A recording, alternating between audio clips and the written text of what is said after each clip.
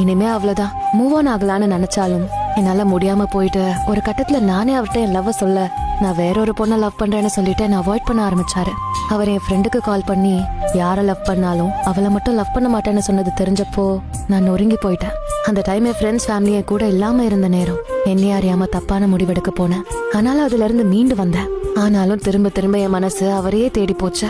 One day அவருக்கு தெரியாம அவரை காலேஜ்ல அவரை பார்க்க போனேன். ஆனா அவர் அந்த பொண்ணு கூட இருக்கிறத பார்த்து அழுதுகிட்டே வீட்டுக்கு வந்துட்டேன். இனி இந்த லவ்வே வேண்டான்னு ஸ்ட்ராங்கா முடிவு பண்ணி அவர் கூட ஃப்ரெண்ட்ஸா பழக ஆரம்பிச்சேன். அவரும் காலேஜ் முடிச்சு ஒர்க் போக ஆரம்பிச்சாரு. நாட்கள் அப்படியே ஓட March 4, 2023 அவருக்கு பெரிய ஒரு ஆக்சிடென்ட் ஆயிருச்சுன்னு தெரிய வந்துச்சு. பதறி போய் ஃபர்ஸ்ட் டைம் அவரை பார்க்க அவர் வீட்டுக்கு போனேன். என்னை பார்த்ததும் அவர் எமோஷனல் ஆகி என்னை ஹக் பண்ணாரு. அந்த நாள் இன்னும் என் கண்ணுக்குள்ளே நிக்குது.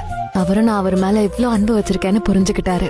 சோ எப்படியாச்சும் அவரை ஹாப்பி ஆக்கணும்னு June 17 அவர் பர்த்டேக்கு சர்ப்ரைஸா ஒரு பார்ட்டி அரேஞ்ச் பண்ணி என்னோட சேவிங்ஸ்ல அவருக்கு ஐபோன் கிஃப்ட் பண்ணேன். அவர் ஷாக் ஆகி பேச முடியாம இருந்ததெல்லாம் இப்ப நினைச்சாலும் சந்தோஷமா இருக்கு. அதே சந்தோஷத்தோட அவருக்கு நியூ ஜாப் கிடைக்க கோயம்புத்தூர் போயிட்டாரு. ஆனா என்னவோ எனக்கு அவரை பார்க்கணும் போலயே தோணுச்சு.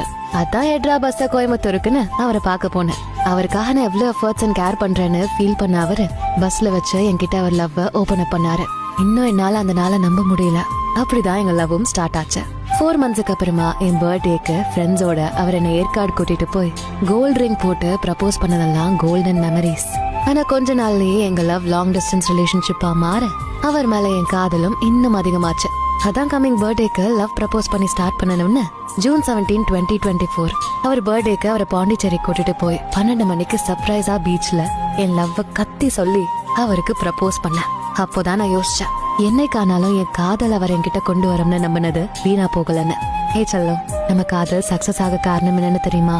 நீ என்னை தவிர்த்ததும் நான் உனக்காக தவித்ததும் தான் நம் காதலுக்கான அடித்தளம். தொலைவுகள் நம்மள எவ்வளவுதான் பிரிச்சு வச்சாலும் நம்ம நினைவுகளால சேர்ந்தே இருப்போம். இந்த பர்த்டே மட்டும் இல்ல, இனி வரப்போற எல்லா பர்த்டேவும் உன் கூட சேர்ந்து உன் மனைவியா நான் கொண்டாடணும். அந்த நாளுக்காக காத்திருக்கேன். ஹாப்பி பர்த்டே தங்கம்.